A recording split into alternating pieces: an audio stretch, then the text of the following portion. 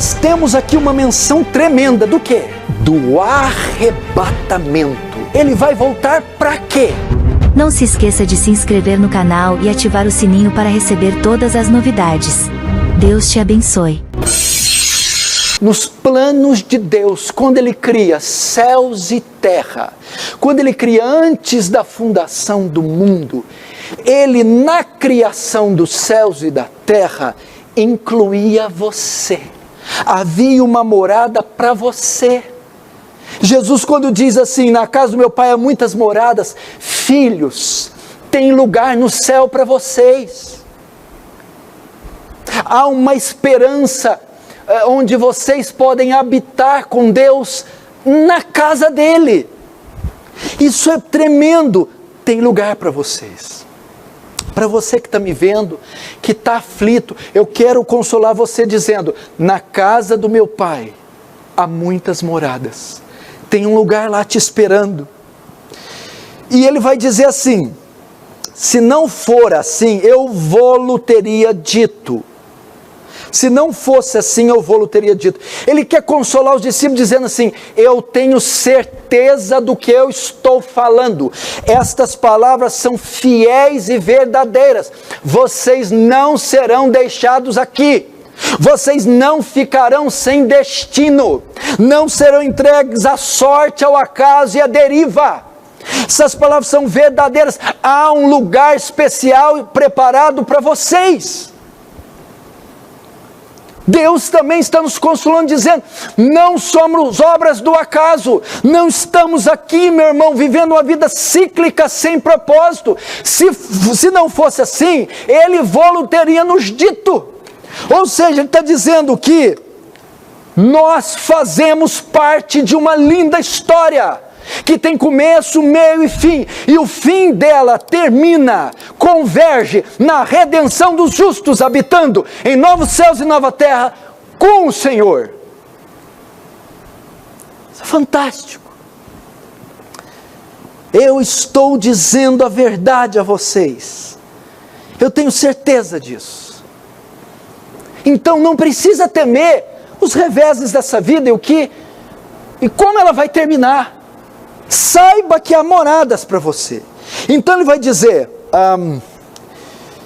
na casa do meu pai há muitas moradas, se assim não for, eu vou teria dito, pois vou preparar-vos lugar. Jesus está dizendo aqui, que Ele iria aos céus, preparar lugar, né? Vou preparar lugar. O que significa isso? A ideia literal é o quê? Bom, que Jesus vai assumir a posição de um mestre de obras no céu, né? Vai lá começar a construir essas casas, né? Essas mansões para vocês morarem. Quando eu acabar de construir, terminar, né, de lançar o condomínio, eu chamo vocês. Quer dizer, preparar lugar. É isso? É óbvio que não. O céu sempre foi grande, sempre foi amplo. Essas moradas sempre existiram. Entretanto, elas ainda não estavam disponíveis. É isso que Cristo quer dizer. Por quê?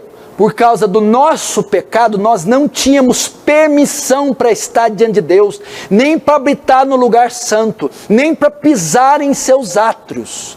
Quando Jesus diz, vou preparar lugar, significa, eu preciso morrer na cruz, pagar pelos seus pecados, redimir vocês, e então, morrendo na cruz, ressuscitando, eu garantir o direito de vocês entrarem nessas moradas, herdar a vida eterna, ir para o céu. É isso que Jesus veio fazer. Note como Ele está consolando eles, gente. Ele não está consolando eles com uma forma paliativa, triunfalista, simplista. Jesus não está consolando ele dizendo, olha, vou dar carros, casas, vou curar vocês de enfermidades, vou livrar vocês de terremotos, furacões. Não é essa a grande promessa para nós. Jesus começa a desenvolver o plano da redenção. Eu pagarei pelos seus pecados, aplacarei a ira do meu Pai, sofrerei sobre mim toda a sua cólera, eu vestirei vocês com a minha justiça e abrirei o caminho que há milênios foi fechado, a entrada do Pai. É essa a grande promessa.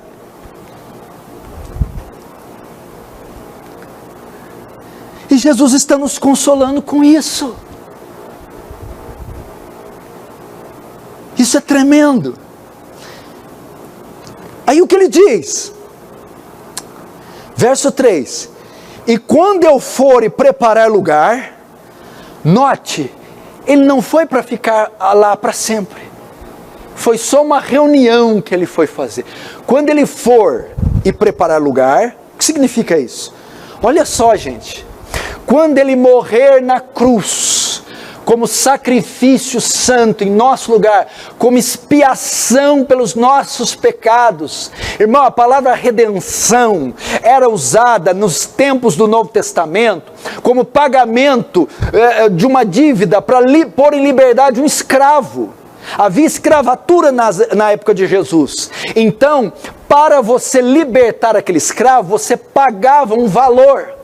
E esse valor você pagava para redimir, redenção, pôr em liberdade aquele escravo. Nós éramos escravos do pecado, do diabo.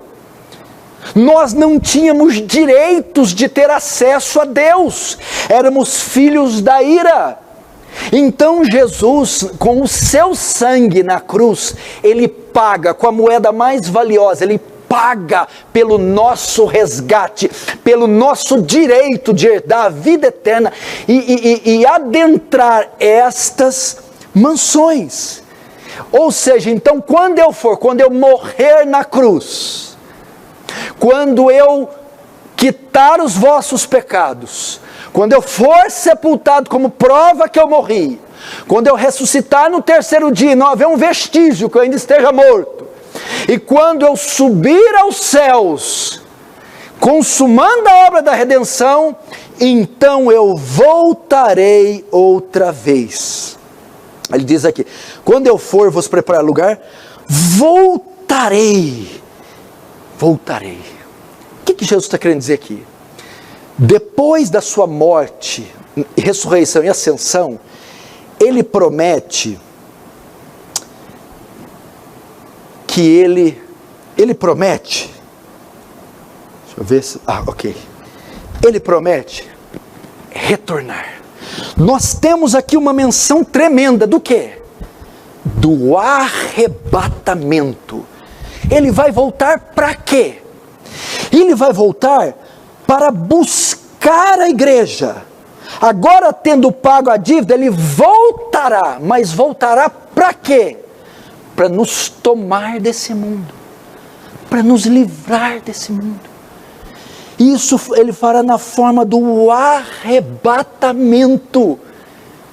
O arrebatamento é a solução para o sofrimento daqueles que estiverem vivos. Ele vai nos arrebatar do pecado, arrebatar do diabo, arrebatar do sofrimento, arrebatar da morte, e ele virá. O texto diz, vou preparar lugar e voltarei, e vos receberei para mim mesmo, os tomarei para mim, vocês serão propriedade exclusiva minha, os tomarei como os meus filhos, os meus herdeiros e co-herdeiros. Essa é a forma que Jesus está encontrando de nos livrar. Saiba disso. Esse mundo sempre será um mundo de sofrimento, até que um dia os céus se abrirão do ocidente ao oriente e ele retornará para buscar você. Essa é a promessa. Voltarei. Como ele vai nos buscar? Primeiro, pelo arrebatamento. Segundo, pela ressurreição. Essas são as maneiras que Jesus vai nos buscar. Através da morte, da sua segunda vinda, do arrebatamento e da ressurreição. Assim ele está resolvendo o problema dos discípulos. Você está notando onde ele está querendo conduzir os discípulos? Ele está consolando dizendo, olha, na casa do meu pai há muitas moradas, tem lugar para vocês, mas eles ainda não estão disponíveis. Eu vou lá, disponibilizar esse local.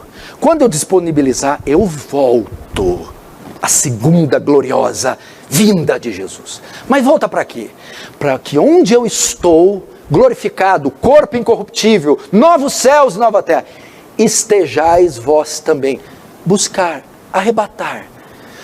O arrebatamento se dá sobre quem? Na época de Jesus, todos os crentes que estiverem vivos serão retirados da terra. E todos os crentes em Jesus que estiverem mortos, ressuscitarão. Por quê? Porque Jesus apresenta o arrebatamento e a ressurreição como forma de aliviar o sofrimento. Por quê? Olha só. Eis que vos digo o mistério, na verdade, nem todos dormiremos, mas seremos transformados, num abrir e fechar de olhos ante a última trombeta. A trombeta soará, e os mortos ressuscitarão, e nós os vivos seremos transformados. Por quê? Porque é necessário que isso que é corruptível se revista da incorruptibilidade. Isso que é mortal se revista da imortalidade. O que Jesus está querendo dizer? O que Paulo está querendo dizer? Que essa é a solução para o sofrimento. Isso que é corruptível. O que é corruptível? Passível de velhice, de doença, de morte. Enquanto tiver um corpo corruptível, você vai pegar gripe suína, aviária, zika, vai morrer de trânsito, de infarto, vai morrer de derrame, vai ficar velho, vai ter amputação. E vai morrer, porque isso é mortal.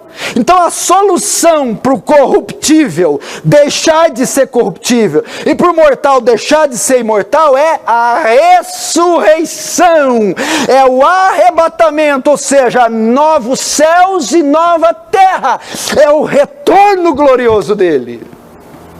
Está dizendo, você entende?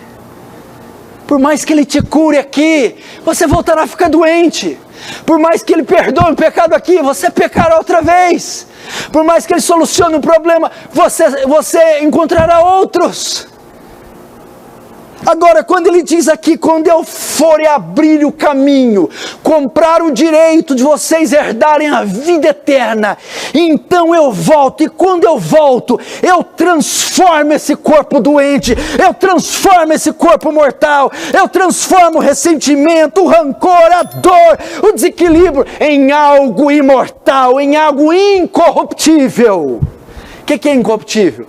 Aquilo que não pode mais se envelhecer, adoecer, apodrecer, ferir, magoar, machucar, ofender. Um corpo indestrutível, glorioso, perfeito. E vai se revestir da imortalidade. O que é imortal? O que é imortalidade? Aquilo que nunca mais pode se desfazer. Essa é a esperança gloriosa. E eu quero consolar vocês como Jesus consolou os discípulos, com essas palavras. Pensamos demais em soluções terrenas, ou seja, a resposta para o apavoro dos discípulos era o céu. Gostou do vídeo? Então, assista outro e seja edificado pelo Genuíno Evangelho.